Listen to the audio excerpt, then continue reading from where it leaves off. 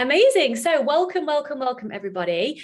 I have the incredible Peter Lancett with me. He's my soul brother from the stars and we talk all the time. And honestly, the reason for this live is because my auntie Sandra, and Sandra, hi, I will tag you in this as well. A few months ago, when I was in the UK, we were having a conversation around the government and the control and all these things. And then I was asking her, what would it be like to have like no government? And then she said in response to that, how would that work? Because then wouldn't everyone just completely like go off the rails, like in a movie like The Purge, for example? And I then was like, I have no idea, I can't answer that. I brought this kind of question to Pete the other day and he started answering it beautifully. So I was like, wait, can we do a live about this? I think it's going to be so beneficial for so many. So welcome to the live, Pete. Well, hi, and that was a great introduction, except that it puts us on the spot. I wish we'd recorded the conversation we had. We could have just popped that out because I can't remember everything we said, but I know the basis of it and the foundation of it. And I mean, it was really the question was about what do we owe to society as individuals? And my suggestion was nothing. Society keeps us in chains, and it is a construct. It's not something that as human beings we've had as part of our experience for very, very long. We're talking about the last 150 years max, probably less than that. How was it Concept of created? society can only exist if you have instant communication. So basically the beginnings of it would come with the telegraph, Morse code. You've seen it on Western movies. Then once we get telephones, where you can actually have conversations in real time, then it becomes much stronger a process to create a society. And then obviously now we're just swamped with communication to the point where it's actually detrimental in some ways to people that don't find boundaries for it. Yeah. But coming back to society, how this works. Society is a very macroscopic entity. For example, let's just take England. Let's just like section out England and say we have a society in England. It covers us from every border, from the Scottish border, the Welsh border, to the oceans that surround the rest of us. There we are. We can make decisions in London.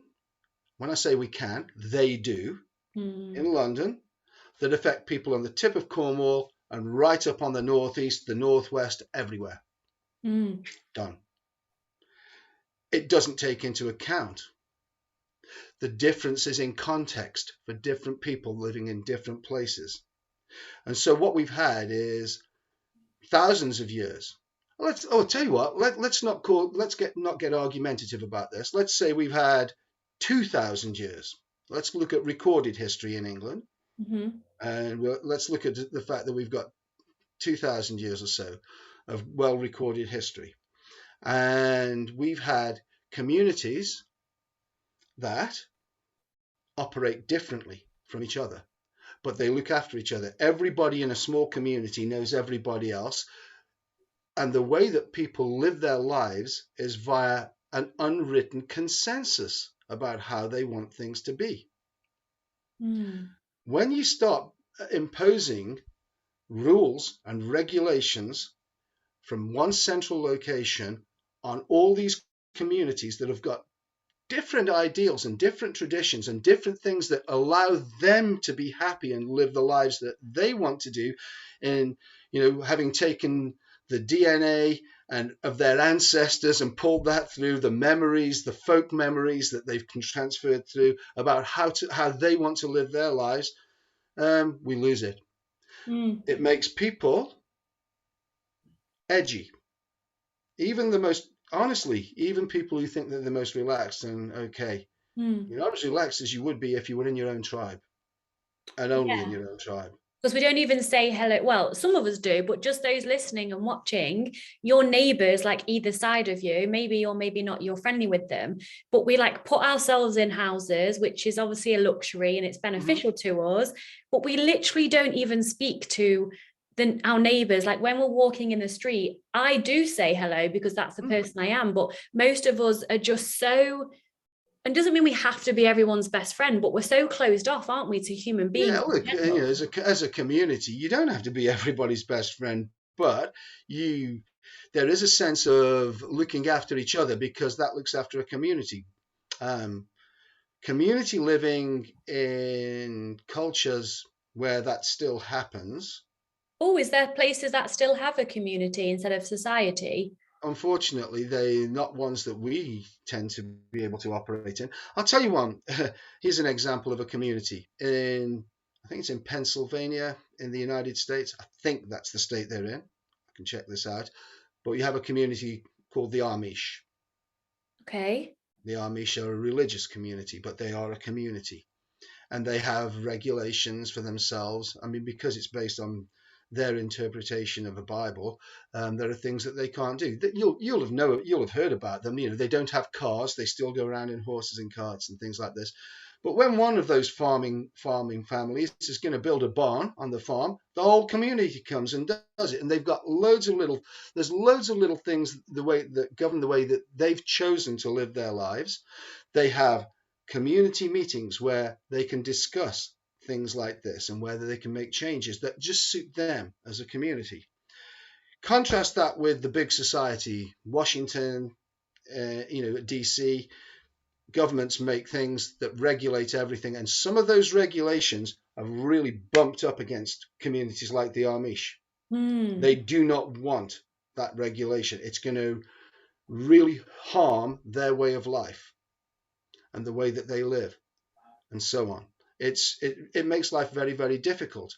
Now, I'm going to try to keep this as simple as possible, but we should understand that sometimes what society has allowed rule makers to do is impose things that are brutally horrible.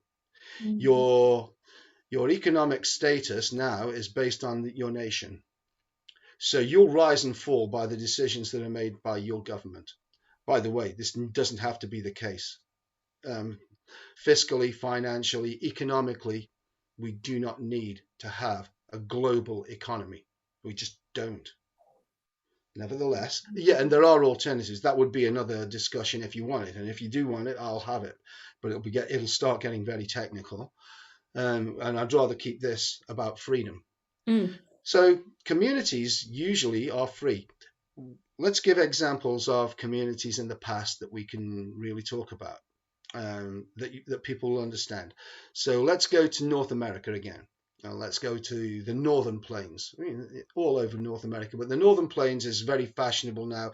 People that want to do shamanic work and things, that they usually go to there, and they'll go to, they won't bother reading the anthologies of the sayings of Black Elk, but they'll know who he is and so on.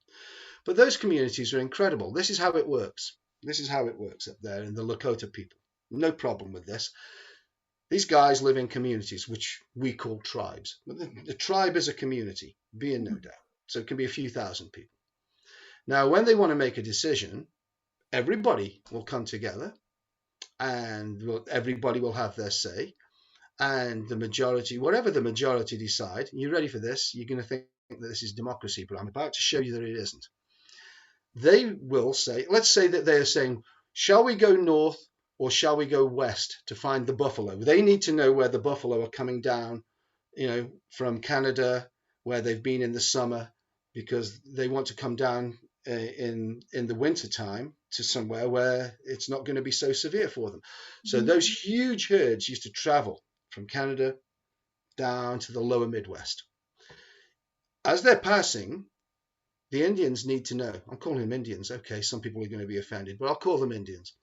They need to know where that buffalo herd's going to be. Where's it going to go? So everybody has their say. I've seen these signs. This has happened, blah, blah, blah. Now, the majority might say, well, yeah, okay, we're going to send our hunting party northwest. Well, we'll go northwest. That's where the consensus is. We'll all go there. There may be somebody in that meeting that says, but I don't agree with that. I'm absolutely certain that if we head east, that's where we're going to intercept them. And it's not a case of, oh, well, the majority rules, so you're going to have to come with us. No, that person has their freedom to say, okay, well, you go east, and if you find something, come back and tell us, because those herds were huge. It could take something like 5 days to pass one spot. So you could come back and tell them and say, look, I have found the herd. It's here. Come over. And they would allow them to go. You do not have to be forced by the mob. And we'll talk about the mob in a second. In a community like that, everybody was free. You get this, understand this. If we then had a society that was central, all the tribes had to do what the central entity said, like your government, then they could send out, everybody head west. That's where we think that the buffalo herd's coming from. And some of these tribes would think, hang on, all of our feelings and our thoughts are that it's going to be the other direction. The government will say, we all have to follow the rules because we're all in it together. That's the idea of a big society. So all of these tribes that don't want to do that are still forced to do it. Yeah. How would that work in, like, I know it's hard because this is just an idea, like a lovely idea of having a community instead of a society now, in the modern world with the technology that we have and people working and doing all those things. How could a community work? Let's say would a community be in the whole of England in your eyes, or would it be in like the little places? Yeah, it would be. I mean, because we lost it doesn't mean we can't have it back. And remember, what this idea of community does is it frees us from the endless, minuscule little piddling regulations that crush us. Here's an example. Right now, where I live, there's a road about a mile away. It's a big road. It's the main road to get into the town, which is, I'm on the outskirts of this town called Newcastle-under-Lyme in North Staffordshire. Small town, it would be just the right size to be a community. But central government has said there is a gas emission from cars that in this one tiny little area is too big. So they're saying that what we've got to do is we've got to close that road to cars and lorries between 7 a.m. and 10 a.m. and 4 p.m. to 7 p.m. So the rush hour, nobody can use this major arterial road until the levels of this so-called polluting gas have gone down, blah, blah, blah. And it might be 2-3 years and then they'll put it back. Well, that's going to destroy business in the area where I work. It's going to congest all of the other roads because people aren't going to stop traveling. All of these cars will just go somewhere else. So they'll take that alleged problem somewhere else. It makes no sense to impose that on us here, but that is a nationwide edict from central government to every local authority in this country. Some it'll work for, some it won't be as bad. Here, just my example, it's a disaster. It's an absolute disaster, and we've got it in, I think it's 2024. It's happening. That's it. Wow. So even though every single one of us, and it is everybody, there have been town meetings, everybody opposes this. We know how destructive it's going to be. We can all propose alternatives, which we have, there are several.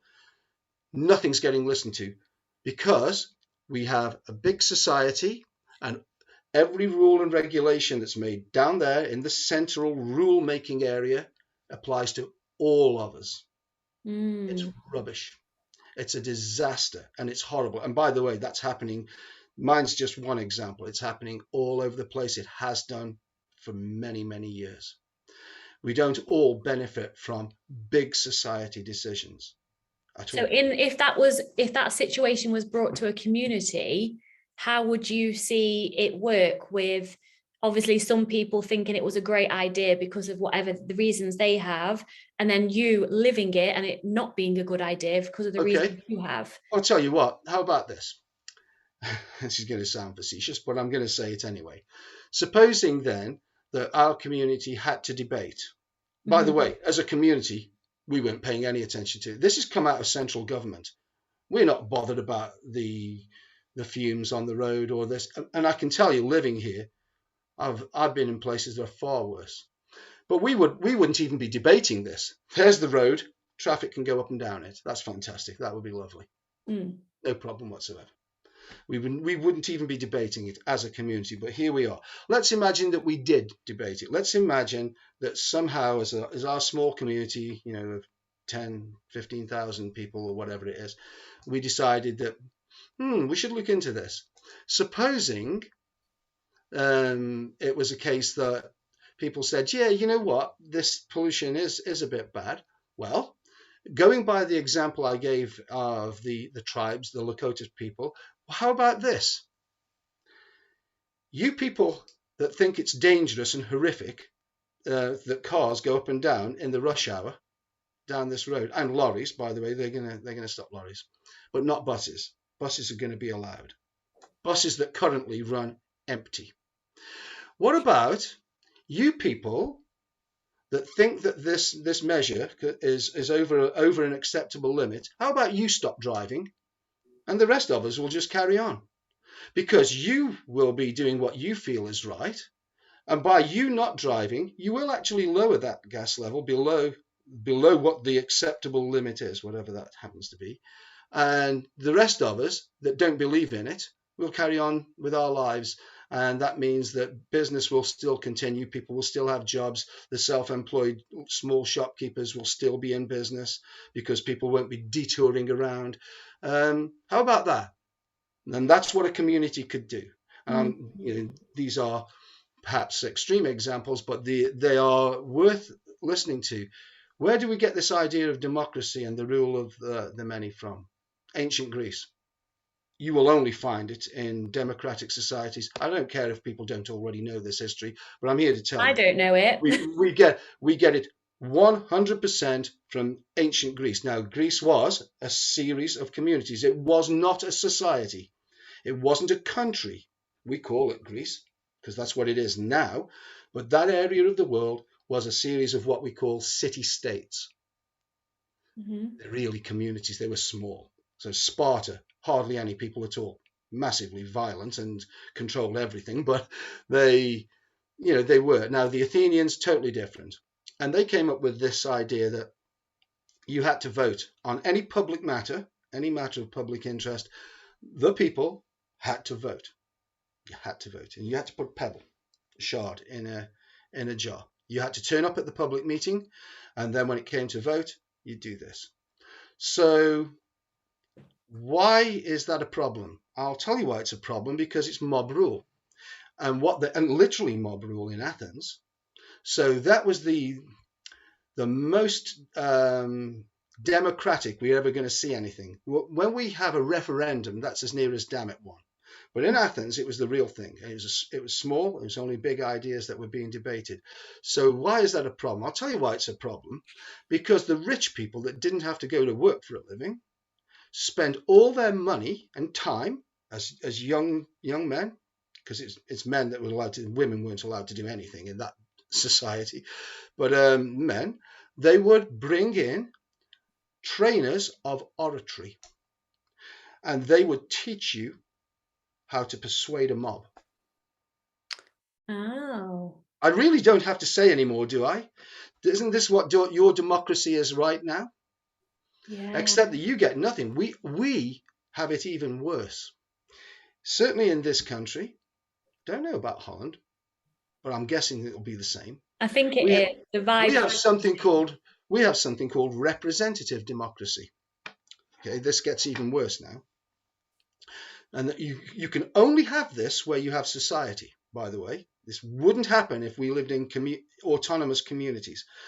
So what we have is representative democracy, which means that you will vote in your little area for the MP that's going to represent you in the big decision-making parliament. Yeah, which is what happens now, right? Okay, so yeah, that's what happens now.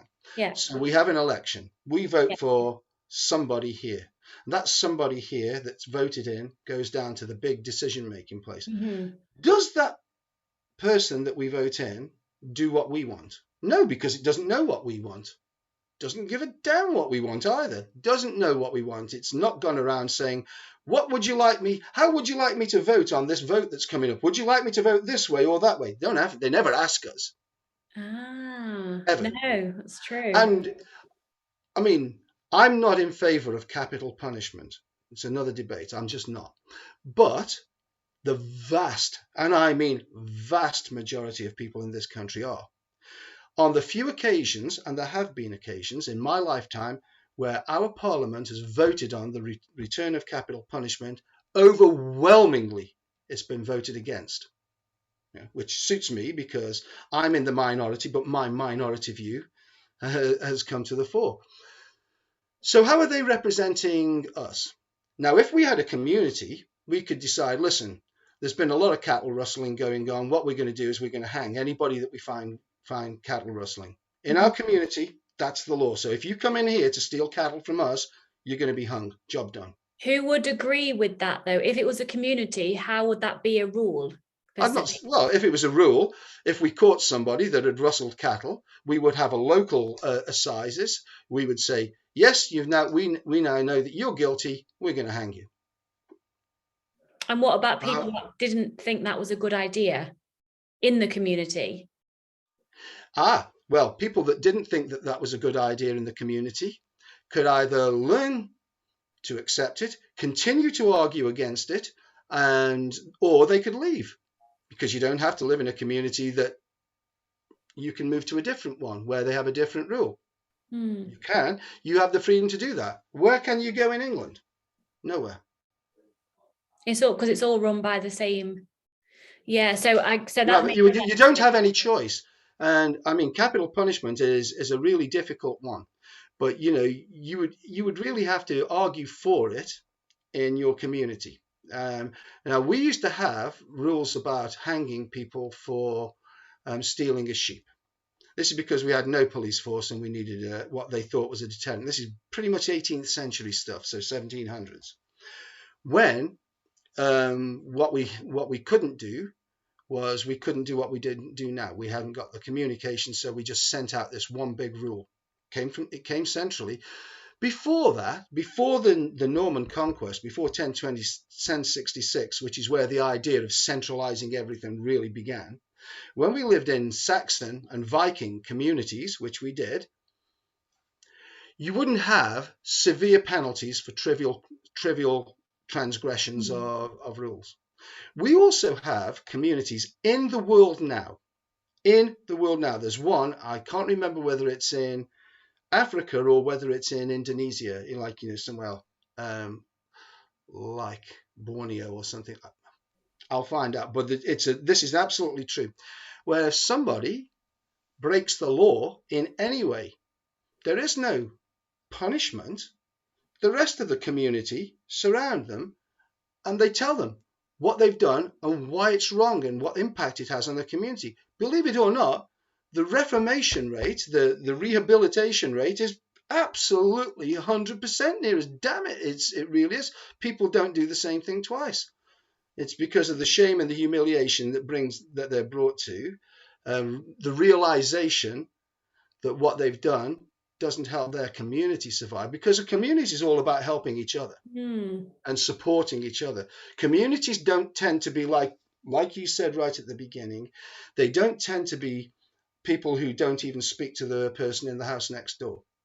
Yeah, I see it as I think it's slowly, I don't know if we'll ever get to a community in the time that we're alive, but in terms of small business owners, I even though this is all my perspective, anyone who wants to argue this, by the way, I see the government trying to take over, the whole big food companies, they can control what we eat and our access to things.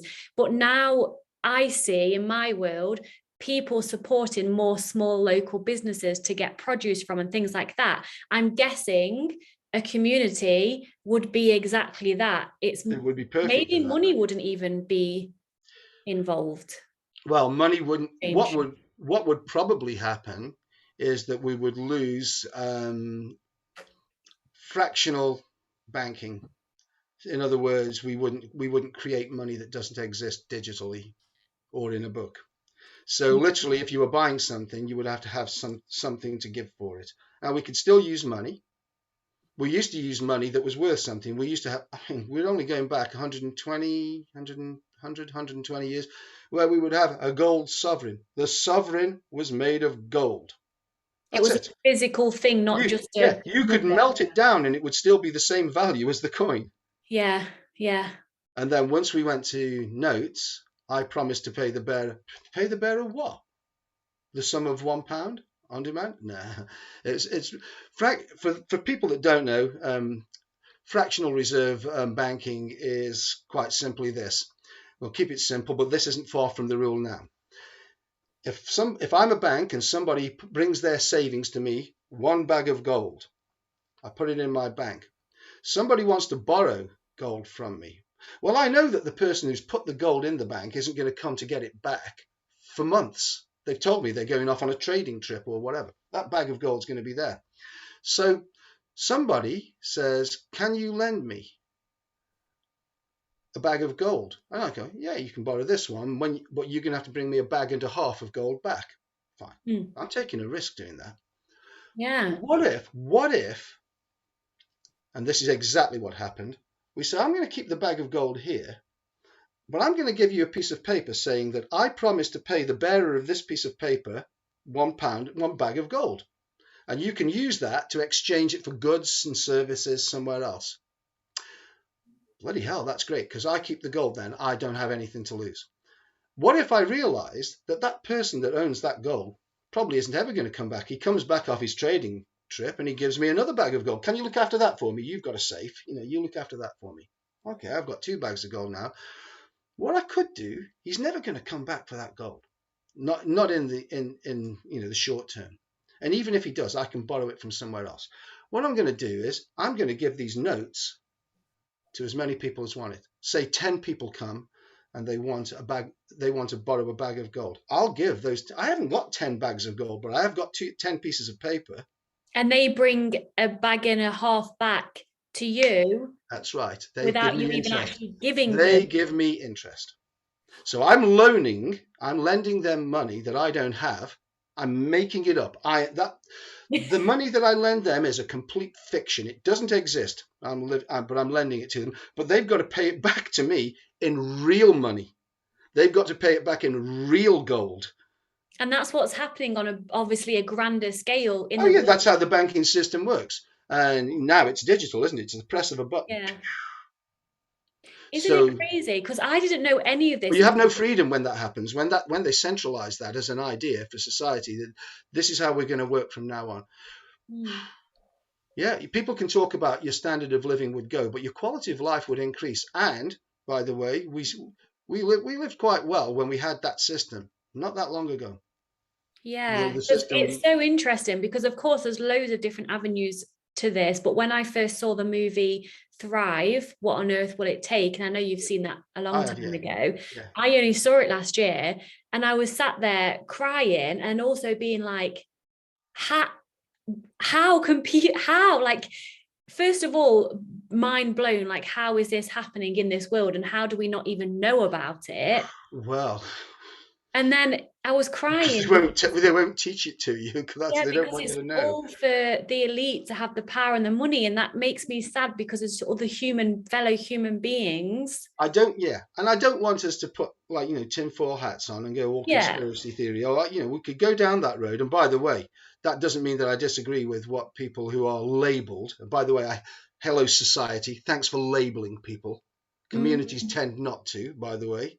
There's really very little evidence that they ever did, but societies do, don't they? like fat, like in my world, for Yeah, example, the word fat is just a descriptive word, but if someone was to call us fat, for most of the people we it call would be the biggest insult of all. Why is that? it because that one word of three letters is now describing a negative, weak lifestyle choice by a person that's not even realized that they're making a choice. But then we buy into it because a society has told us that that's what it means. And then we can spend money trying to not be quote And fat. your society will never support you, whereas your community would. Yeah.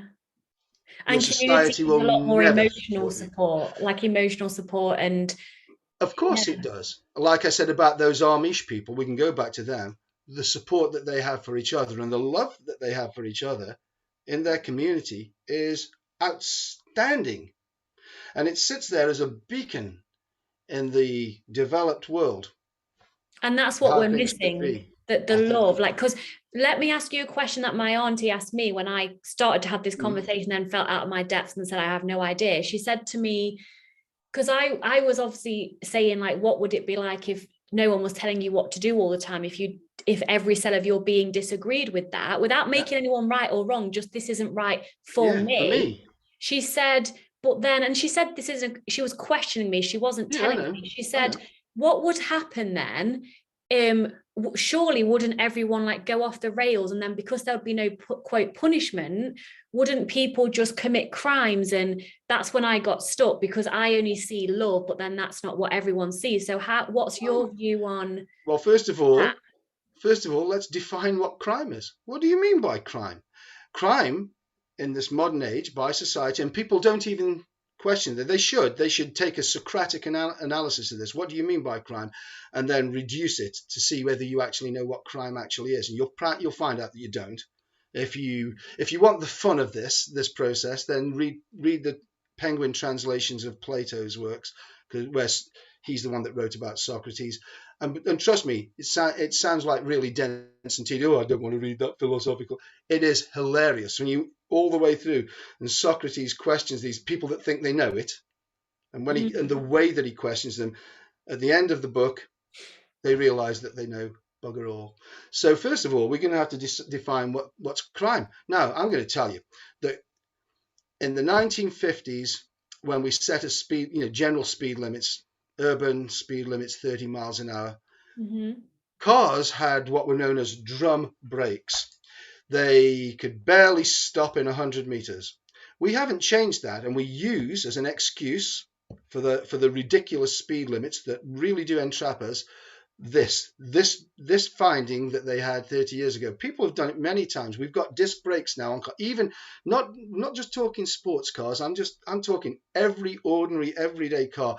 They can stop on a sixpence, on a dime. So frankly, it's not dangerous to go at 34 miles an hour rather than 30. It really, really isn't. But we're restricted by it. All of us are. And it comes down there.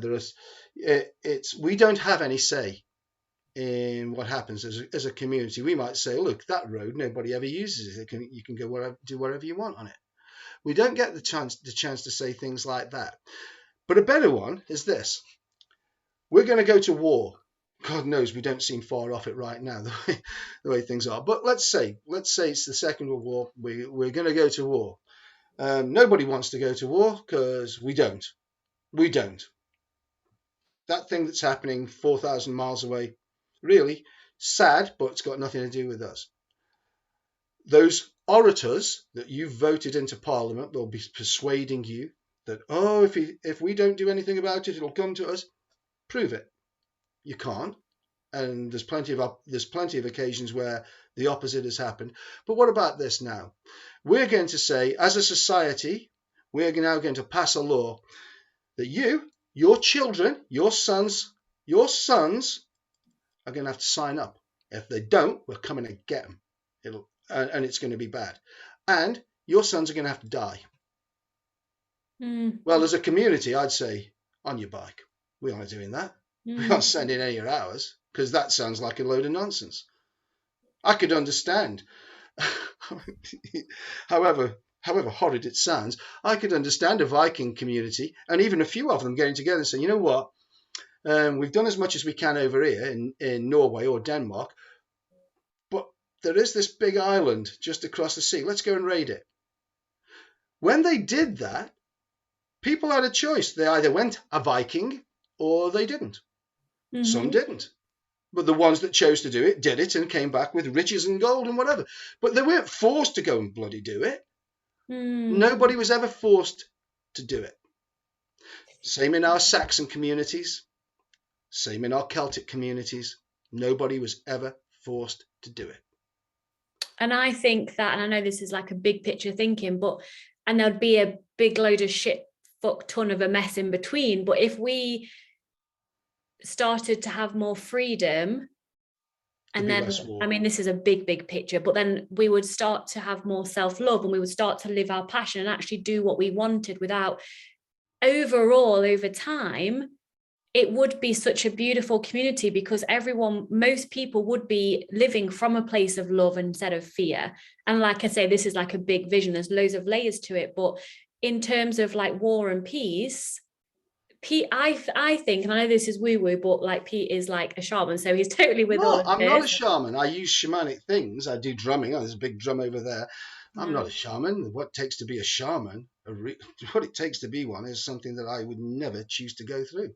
Okay. So either way, where was I going with this? I see like the society we're in now, I think like millions and millions of years ago, because time is obviously illusion in this physical world, we were already living in a modern, super, like way more modern than what we are now, with the more technology than what we have now, but in communities. And I think we just keep going through these cycles to learn who we are, and then in terms of like living from a place of love. That's what I think. I agree with you completely. I've got a lovely little example here of how community can work in a modern world. Please share. In 1913, it was decided by Theodore Roosevelt, who was the president of the United States, that they were going to have, income tax came in 2013-14. But before that, there was none. And at a local level, everything, cities were really communities. So let's have a look at New York. If anybody needs it, I will find the photographs of this. If you look at the photograph of New York in 1913, before there was any income tax, before there was any taxation actually in New York, no sales tax, no income tax, no nothing. I mean, there was import duty on goods, which has happened for like thousands of years. But again, that's only post-Norman conquest. We didn't have it before, but they did maybe have that. But the city had no income whatsoever. If you have a look at this picture of New York, you'll see the beginnings of skyscrapers, proper modern buildings. They had electricity, they had roads. Who paid for that? Yeah, I was going to ask you that question. Well, there you go. They had it, but there was no taxation. There was no central government imposing it on them. And even if there was a central government, how could they pay for it? They've only got income duty, import duties. So what happened? I'll tell you what happened. People with money got together and said, let's make this city, instead of having like muddy, shitty, horrible crap with horse muck in it and everything, let's pave the damned roads. So they got together and they did it. And they, and other people could contribute and so on.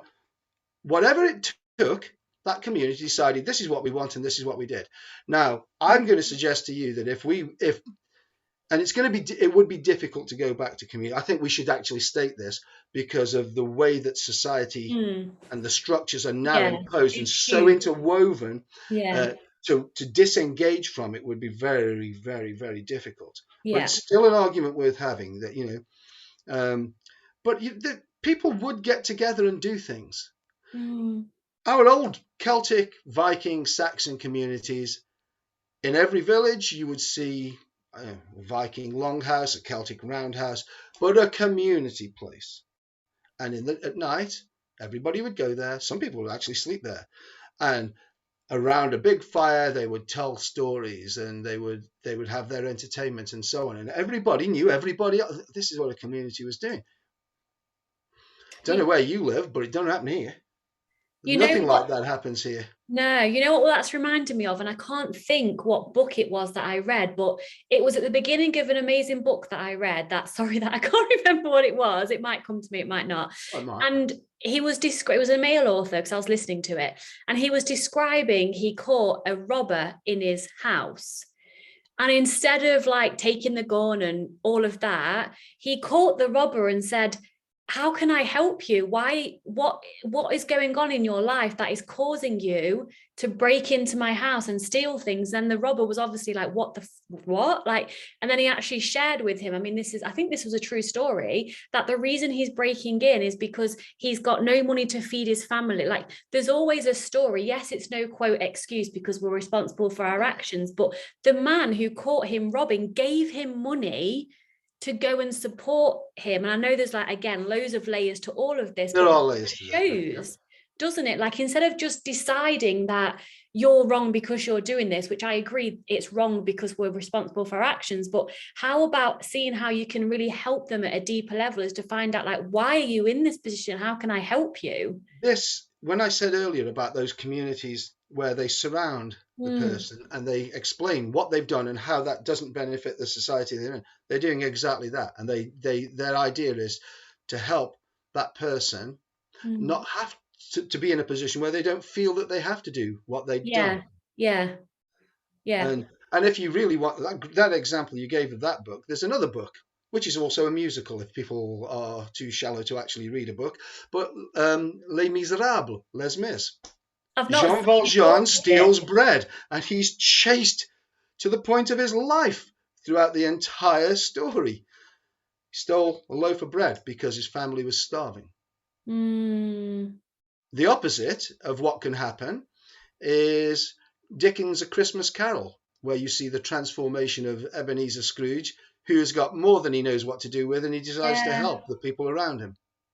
Yeah, it is really coming to, because like, as we start to wrap up, obviously this has just been an open-ended conversation. We're not saying this is what we need to do, and we like, it's just an open, honest conversation. It's just that I think that it's an opportunity to explore the idea that society, and I know that we can't break that framework down easily, or if at all now, because of the way that it's been imposed on us, but it's not the answer. And when we say, well, everybody's got to obey the law, you need to question that, I think. And when I say need, I really do mean that word. People need to do it.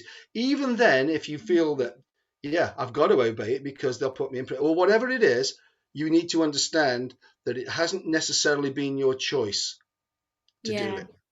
And that there is a bigger framework, and it's that big framework. If we were in communities, we could make decisions within our community that were helpful to us. In society, we can't, because we have to go along with the rules that apply to all of society, which means as a community, there's nothing we can do. Even though some of those big rules, perhaps for our community, don't work. Yeah. And I just see, like, I want to leave the listeners and the watchers with, I mean, clearly Pete has like so much more wisdom around the history of all of this than me. You do. But I want, the reason that what's coming to me that I would like everyone to leave this conversation having gotten is more community. Obviously the word community, but like a more connection and more love and more support with just the human race in general. And again, we can't change society overnight. I know that. But next time you go to the shop, like, just be a bit kinder, be a bit happier. Like, I know that's not much, but honestly, if every single person did that in the world, and then everyone worked on themselves and came back home to self-love, the whole world would be a different place. And in terms of one last thing that's just come to me, the news, my perception again is based on fear, on purpose to keep us in fear, and that's a whole nother story altogether. But ask yourself, if you are watching and listening to the news, why? I've asked my mum this and she'll say, so she knows what's going on in the world. but Really? which is fair enough, that's her perception. But then also you're living in that state of fear. Whatever you consume on a conscious or unconscious level, fear from the news is going to affect you. There should be a channel that was the news in quotes, but that was just sharing all the love and all the support and all the amazing things that are going on in the world, because there are them. Yep, We're just plenty. not told about it. So Mm. just start, I think, like what Pete said, just start to question things. You don't have to agree with me and Pete at all. Like, it's not about that. It's just empower yourself to question what you just take as truth without questioning it. That's what we're saying. From what you do as a food freedom coach in particular, and the love yourself, it's even helpful if you take it down a step where you question what you personally believe. What do you believe about you? I'm addicted to chocolate. Are you? How do you know that? It's a story. And then who would you be if you weren't addicted to chocolate? Yeah. Who are you that's nothing like this anywhere but now? Who are you outside of this belief? Without the conditioning and the past that's created this story. Ask everything you believe. Oh, I believe that we've got to go to war because the government's told us we've got to call up. It's you might actually do it because you don't want to be put in prison. I think I'd rather go into prison than be shot or like maimed and mangled on a battlefield, but that's another story. Yeah, you have a But choice. I ask yourself what you believe, and but really ask yourself, am I fat? Am I happy? Am I comfortable? Do I eat too much?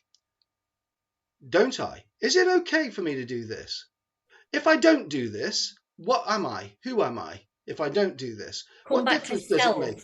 Literally ask the questions about yourself, because all of these things that we take in from the media, from society, from regulations, they weigh upon us like a ton of bricks. And if Yeah. we could just questioning each belief as it comes into our minds, hang on, why do I believe that? Just take one brick off until suddenly you're standing tall and you are you. I That's all love I'm saying. that. It's Hey, like, why question do that. I need to spend my whole entire life dieting to try and be a perfect body shape because of all the conditioning? And like, that's not to say you don't want to take care of your body and your health, but it's that, like, I love that analogy. It's like taking that brick off and then being like, who do I want to be? Not society, not Yeah, someone who I feel is going to judge me. Who do I yeah, want that's to the be? one. And it's really worth doing it. It's really worth asking those personal questions all the time. All the time about every aspect of your life that comes up. If you feel any conflict anywhere, ask the question I and then love act that. upon it. Whenever And you can, act upon it. I would love, and I hadn't planned on doing this, but I think it's feeling aligned. How can people come into your world? Like, what, I know you've got a few things that you're working on in the background, but how can you help people come back to themselves? What do you do? I've not even explained what you do. Oh God Almighty! What don't you Well, do? I'm a hypnotist, and so I use hypnosis for therapy. And I don't have people sitting there, clucking like chickens or stuff like that. I just literally bypass your conscious mind, which is where all the blocks are and all the negative beliefs are. I'll talk to the unconscious mind and just change your mind, change your life. Now I've got a million different techniques to do it. Things like dynamic mental imagery are the best fun of all. You've done one with me. You did a mindscape with me, and Yeah. so but we use your unconscious mind uses symbols. It uses symbols, sounds, colors to communicate with. Doesn't use language really at all, which is why it's easy to like manipulate. It's like using mind-bending language to actually get it to do things. But eliciting symbols and images is even stronger. And I use that nearly all the time now. Not just mindscaping. There are other things that I do. But it's helping people to release what doesn't serve them. And by the way, that's not my choice. I will elicit from you what isn't serving you, because I don't know, because I'm not you. But we will find out together what it is that doesn't serve you. We'll release that, but we'll also at the same time discover what is it that you want. Who do you want to be? What do you want to be? How do you want to live? How do you want to feel? And we'll install those. And it really is straightforward. And I'm going to say it's fun too. It's not a horrible process. It's a fun process. So I do that. I also, I do it with shamanic work as well, because we can set intentions with drumming. This has been used for, I don't know how many million years. Ever since humanity existed, we've used rhythm and sound to actually go into altered states of consciousness. So people that are interested in that, and then they come to me for drumming and storytelling and pulling that apart. And you build a community, like a little community that you have going. Ironically, I have for drumming, yeah. And I mean, we just expanded it because there's a lady that's got a yoga studio down the road from me, and she wanted me to do drumming in there, and did the first one the other night. But it's a bigger space than I normally use. I usually get 8 people in here at a time, and then people are struggling to get in. It's like those sessions sell out like immediately. But now I've got this bigger space, and so we're going to overspill into there, and we're going to do shamanic journeying as well. That's deeply intense, and it's very psychedelic. It's the therapeutic value of taking hallucinogenic drugs, which even the mainstream medical science is currently now saying we need to approve this, and they're starting to approve it all over the place. Why would you want to take a drug when you can do it through sound, where you're actually still in control of yourself? I mean, if the fire alarm goes off, you're not going to see like elephants coming out of the wall. You will just open your eyes, pick up your bag, and get out. And that's why things like drumming and soundscapes that I use are so. I think that they're so much more valuable than taking psilocybin or dimethyltryptamine or LSD or any of these other things. It's, for me, that's a great way of actually finding a transformation from within yourself. I mean, really, I'm doing no work for you there, just showing you the technique. And if it's the soundscape that you're in, I mean, I will set up the soundscape for you, but I'm just watching you, seeing the changes, seeing you processing. I'm not really interfering or telling you to do something or this. Hypnosis doesn't tell you. It just finds the way for your real truth, your real deep truth to come to you and become your reality. And that's what I do for people. And that's the magic there. We all have all the answers within us. And I used to get annoyed with that quote, but it's so true. We just need to know what ourselves is wanting and desires, to remove all the conditioning and come back to who we really are. And if I have a skill, that's my skill. I can find the doors and open those doors so that you do find your truths, whatever they may be. Thank you so much, Pete. No, bless you. It was wonderful that you asked me on here, and I've loved every moment of it. And it's gone so fast. It's crazy. So anyone, I can't believe that it has, but it has. My mum's liked it.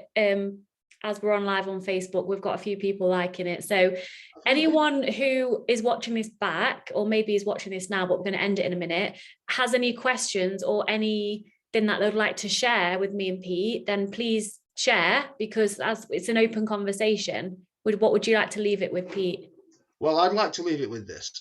The people who've listened and have been with us, or who listen later, if you are okay with this, I'd like us to do another live. We'll sort out a day and a time, and I'd like to give everybody a gift. I'd like to do something it'll feel like a meditation, but it's going to open up some doors to freedom within you, whatever you want. It's content free, whatever it is that's most important to you. Your unconscious mind will know it. Wow. Let's do a journey, a dynamic mental image journey, and open those doors. I'll do that for free. Oh, thank you so much. That would be incredible. My pleasure. I would love to do it, because we're living in strange times, and I think that people can benefit from something like this, something really positive. So I'd love to do it. What a gift. Thank you. So my pleasure. We will get a day and time, obviously, and I will communicate it for everyone. Thank you for watching live. Thank you for watching back. We love you all. And Pete, I have no idea how to end things, so I'm gonna have to end the whole thing. Just press the button and say goodbye. Bye, everyone. Love you. Bye. Bye.